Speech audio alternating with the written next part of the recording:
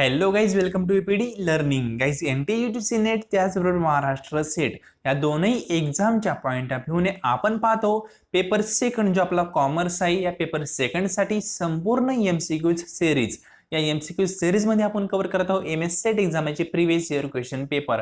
आणि यामध्ये आपण 2017चा क्वेश्चन पेपर कव्हर केला आहे, 2018चा देखील क्वेश्चन पेपर कव्हर केला आहे आणि त्यानंतर 2019चा क्वेश्चन पेपर आपण कव्हर करत आहोत. आणि याचा पार्ट नंबर हा 5 आहे. तर गाईज, या आधीचे जे लेक्चर्स आहेत, ज्या विद्यार्थ्यांनी ते पाहिले नसेल त्यांनी याच यूट्यूब चॅनलच्या प्लेलिस्टमध्ये जा. प्लेलिस्टमध्ये गेल्यानंतर तुम्हाला सर्व लेक्चर एका सिक्वेन्समध्ये अवेलेबल केलेले आहे.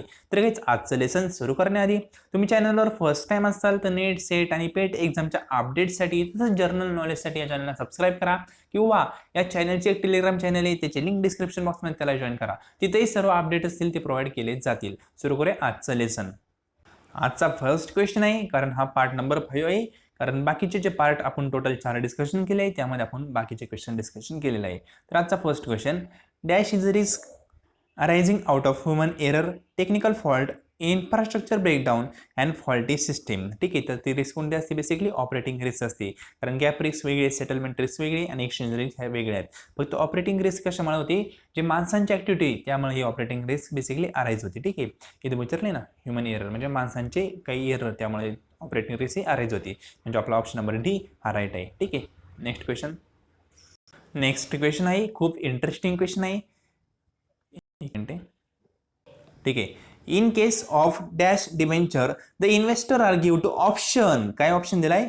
To convert their investment in form of equity share. ठीक आहे, म्हणजे असे एक डिबेंचर आहे की ज्यांना आपण एक ऑप्शन दिलाय की तुमचे डिबेंचर आहे तुम्ही इन्व्हेस्टमेंटमध्ये कन्वर्ट करू शकता in the form of equity शेअरमध्ये. ठीक आहे, तर त्या डिबेंचरला किंवा त्या आपण म्हणू शकतो जे ऑप्शन दिलाय त्या सिस्टीमला आपण काय म्हणू? त्याला म्हणतो आपण ऑप्शनली कन्व्हर्टेबल. ठीक आहे, म्हणजे ऑप्शन असतो, बेसिकली पर्याय असतो. तुम्ही परिवर्तन करायचं तर करू शकता, नाही तर ॲज इट इज ठेवू शकता. परिवर्तन म्हणजे काही कालावधीनंतर त्या डिबेंचरला तुम्ही इक्विटी म्हणून कन्सिडर करू शकता. ठीक आहे, तर फुल्ली कन्व्हर्टेबल वेगळी कन्सेप्ट आहे, पार्टली कन्व्हर्टेबल वेगळी कन्सेप्ट आहे, नॉन कन्व्हर्टेबल वेगळी कन्सेप्ट आहे. पण ऑप्शनली कन्व्हर्टेबल याचं हे राईट आन्सर आहे. ठीक आहे, ऑप्शन डी हा राईट आहे. कारण म्हणलंय काय, ऑप्शन दिलाय ना. ठीक आहे, तर optionally convertible system. Next question आहे, डॅश आर पर्सन्स. ठीक आहे, बेसिकली पर्सन्स असतात legally permitted to deal or handle transaction related to foreign exchange as per FEMA. ठीक आहे, म्हणजे फिमा म्हणजे काय? फॉरेन एक्सचेंज मॅनेजमेंट ॲक्ट आहे 1999चा. तर त्यानुसार काय दिलं आहे, असे कुठले व्यक्ती असतात की काय ते फॉरेन एक्सचेंज ट्रान्झॅक्शन हँडल करू शकतात? तर ते कोण असतात? बेसिकली ऑथोराइज पर्सन असतात. ठीक आहे, आपला ऑप्शन नंबर बी हा राईट आहे. अधिकृत पर्सन, ऑथोराइज म्हणतो ना आपण, त्याला ऑथॉरिटी आहे त्या गोष्टीची. ठीक आहे, तर ऑप्शन बी हा राईट आहे. कळत नसेल तर एकदा मराठीत वाचा, मराठीत सोपा क्वेश्चन वाचायला जातोय. ठीक आहे, हा क्वेश्चन म्हणजे काही क्वेश्चन असे असतात ते मराठीतून तुम्हाला लवकर समजू शकतात, काही क्वेश्चन इंग्लिशमधून लवकर समजू शकतात. Depend upon you. जर इंग्लिशमधून क्वेश्चन समजलं नाही तर झटपट काय करायचं, मराठीतून वाचायचा आणि कुठून योग्य समजतोय ते पाहायचं. ठीक आहे, नाही तर इंग्लिशमधून लगेच समजत, अवघड काही नाही. नेक्स्ट क्वेश्चन आहे 64 नंबरचा, dash is a communication system which provide transaction of financial message certifying the authenticity across the global between member. ठीक आहे, म्हणजे एका कंट्रीकडून दुसऱ्या कंट्रीकडे जर पैसा जायचा असेल तर एक कोड लागतो. तो कोड बेसिकली कुठला असतो? तो असतो स्विफ्ट कोड. स्विफ्टचा फुल फॉर्म पण एक्झामला विचारतात, लक्षात ठेवा. स्विफ्टचा फुल फॉर्म आहे society of world wide interbank financial telecommunication. Society of world wide interbank financial telecommunication म्हणजे काय? स्विफ्ट. ठीक आहे, स्विफ्ट बेसिकली कोड असतो. तो कोड आपल्याला ऑथोराइज बँकेकडून भेटतो आणि तो कोड कशासाठी लागतो? ज्यावेळेस तुम्हाला फॉरेनकडून पैसा यायचा असेल किंवा तुम्हाला फॉरेनला पैसा पाठवायचा असेल त्यावेळेस जसं आपला IFSC कोड लागतो ना, तसं स्विफ्ट कोड एक लागतो. ठीक आहे, एवढी काय अवघड कन्सेप्ट नाही, फक्त लक्षात ठेवा फॉरेनला जर तुम्हाला ट्रान्झॅक्शन करायचं असेल तर स्विफ्ट कोड लागतो त्यामध्ये. ठीक आहे,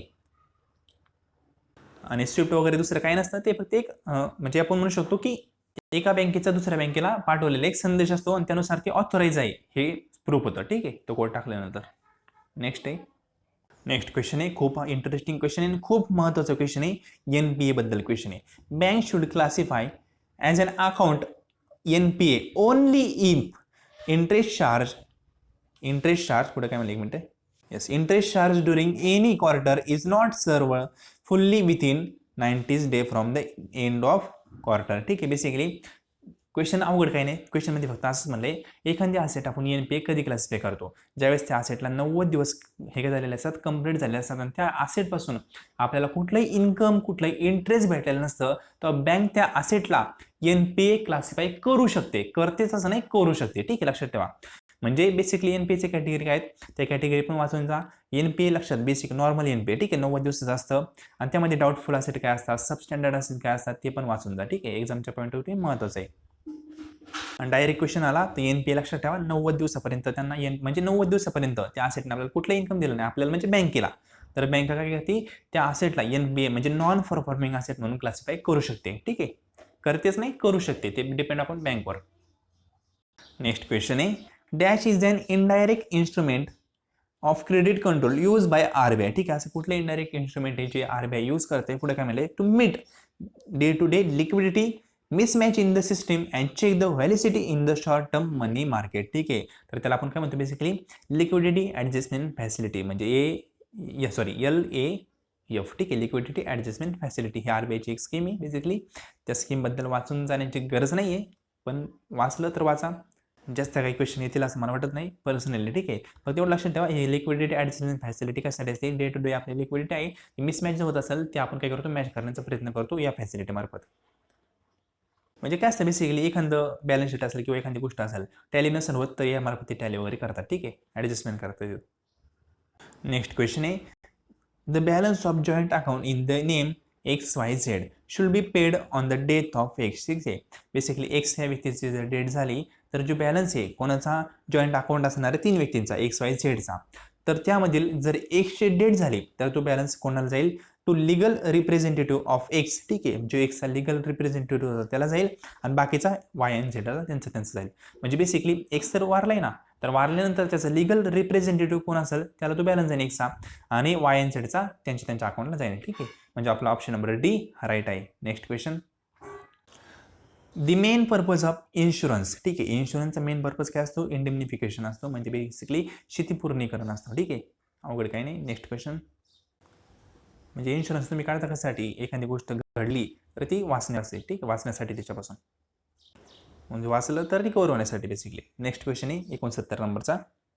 नेक्स्ट क्वेश्चन आहे, सेकंडरी फायनान्सिंग ऑफ बिल और credit portfolio already finance by bank और institution are supported to primary finance is term as. ठीक आहे, म्हणजे बेसिकली एखादी वित्तीय संस्था असेल त्याला ऑलरेडी कोणतरी फायनान्स प्रोव्हाइड केला असेल. क्वेश्चन सोडून द्या, मी सांगतोय काय. ठीक आहे, मी सांगतोय काय, एखादी फायनान्शियल इन्स्टिट्यूशन आहे त्याला फायनान्स प्रोव्हाइड केलेला आहे कोणतरी, आणि त्या फायनान्सला सपोर्ट म्हणून आणखी कोणीतरी फायनान्स प्रोव्हाइड केला, तर जो सेकंड टाइम जो फायनान्स प्रोव्हाइड झालाय ना त्याला आपण म्हणतो रिफायनान्सिंग. ठीक आहे, म्हणजे पुन्हा रिफायनान्सिंग म्हणतो. जे प्रायमरी फायनान्स आहे त्याला सपोर्ट म्हणून दुसरा फायनान्स केलेला असतो त्याला रिफायनान्सिंग म्हणतो. ठीक आहे, लक्षात ठेवा, ऑप्शन नंबर ए हा राईट आहे. टर्म जी सांगितली ना ते एक्झामच्या पॉईंट ऑफ व्ह्यू महत्वाचे. रिफायनान्सिंग म्हणजे काय, फायनान्स प्रोव्हाइड केलेला आहे पण पुन्हा कोणतरी फायनान्स प्रोव्हाइड केला, तर तो जो पुन्हा झालेला आहे फायनान्स प्रोव्हाइड त्याला रिफायनान्सिंग म्हणतात. ठीक आहे, लक्षात ठेवा. Pre match payment of term loan. ठीक आहे, टर्म लोनचं प्री मॅच, सॉरी एक मिनिट, एक सेकंड. ठीक आहे, पुन्हा असतो, थोडंसं मिस्टेक झाली. Pre mature payment of term loan. ठीक आहे, will result interest rate risk of dash type. ठीक आहे, तर ही काय असते, इम्बेंडेड ऑप्शन रिस्क असते बेसिकली. कारण का, तर प्री मॅच्युअर झालेलं आहे बेसिकली, आपण पुन्हा एक ऑप्शन घेतोय. ठीक आहे, मॅच्युअर करायचं का नाही, तर याचा म्हणतो आपण इम्बेंडेड ऑप्शन रिस्क. आपला ऑप्शन नंबर सी हा राईट आहे. Next question, the function of physical supply include. Physical सप्लायचे कुठले कुठले फंक्शन येतात ते विचारलंय. फर्स्ट आहे बाईंग, असेंब्लिंग, सेलिंग. हे फिजिकल सप्लायचा काही संबंध नाही इथं. ठीक आहे, नेक्स्ट म्हणजे असेंब्लिंग, सप्लाय थोडी करतोय आपण, हे फक्त असेंब्ली करतोय. नेक्स्ट आहे ट्रान्सपोर्टेशन अँड स्टोरेज. येस, हे फिजिकल सप्लायचे फंक्शन येऊ शकतात दोन्ही, तर आपण बाकीचे ऑप्शन पाहूया. नेक्स्ट आहे स्टँडर्डायझेशन, ग्रेडिंग, पॅकिंग, लेबिंग, याचा काही संबंध नाही. ट्रान्सपोर्ट, ग्रेडिंग, स्टोरेज, इथं ग्रेडिंग नव्हतं पाहिजे. ट्रान्सपोर्ट अँड स्टोरेज असतं तरी आपण दिलं असतं, पण मग इथं फक्त दोन दिलेत पहा, ट्रान्सपोर्टेशन अँड स्टोरेज, म्हणजे आपला ऑप्शन नंबर बी हा राईट येईल. ठीक आहे, फिजिकल सप्लायची function basically. Next question, next question आहे, हा देखील क्वेश्चन कन्सेप्ट बेस आहे. Dash method of pricing strategy assume that the sale and profit are independent of cost. ठीक आहे, जो सेल आणि प्रॉफिट आहे तो कॉस्टवर डिपेंड नाही आहे basically, but are depend on the demand. ठीक आहे, पण तो कशावर डिपेंड आहे, डिमांडवर आहे. तर त्यावेळेस आपण प्राइसिंग स्ट्रॅटेजी कुठली वापरतो, मार्केट बेस्ड प्राइसिंग. कारण का, डिमांड म्हणलं तर मार्केट आलं आणि मार्केटवर डिपेंड आहे ना, कारण डिमांड म्हणजे मार्केटवर डिपेंड आहे. ठीक आहे, तर जेवढी डिमांड जास्त असेल तेवढी त्याची प्राइस काय असेल, वाढेल, आणि जेवढी प्राइस कमी असेल तेवढी डिमांड बेसिकली वाढेल. ठीक आहे, म्हणजे प्राइस कमी असेल तरी डिमांड वाढेल आणि प्राइस जास्त असेल तर बेसिकली डिमांड कमी होईल, असं अपोजिट असतं. मग ही जी प्राइस ठरवतोय आपण कशावर ठरवतोय, डिमांडवर ठरवतोय, म्हणजेच मार्केट बेस्ड प्राइसिंग. मार्केटमध्ये डिमांड खूप असेल प्राइस आपली वाढणार आहे, मार्केटमध्ये डिमांड नसेल तर प्राइस आपण कमी करणार आहे. म्हणजे कशावर, मार्केटवर बेस आहे ना, डिमांड मार्केटवर बेस असतं. ठीक आहे, सिंपल क्वेश्चन आहे. नेक्स्ट क्वेश्चन आहे, in dash pricing method of service marketing. ठीक आहे, सर्व्हिस मार्केटिंगची एक पद्धत आहे. मार्केटर चूज हे charge low price for the basic service to attract customer, but extra service above basic charge is additionally high. ठीक आहे, म्हणजे म्हणलंय काय, म्हणजे एखादा मार्केटर येतो सर्व्हिसमध्ये एखादा जॉब किंवा काहीतरी गोष्ट करतोय. ठीक आहे, फॉर एक्झाम्पल, आणि त्यामध्ये जे बेसिक सर्व्हिस आहे त्यासाठी काय जी प्राइस चार्ज करतोय ना ती लो आहे, पण जर तुम्ही एक्स्ट्रा सर्व्हिस मागितली तर चार्ज त्याला जास्त लागणार आहे. तर त्या मार्केट प्राइसला आपण काय म्हणतो, किंवा त्या प्राइसिंग डिसिजनला आपण कुठली प्राइस म्हणतो हे विचारलंय.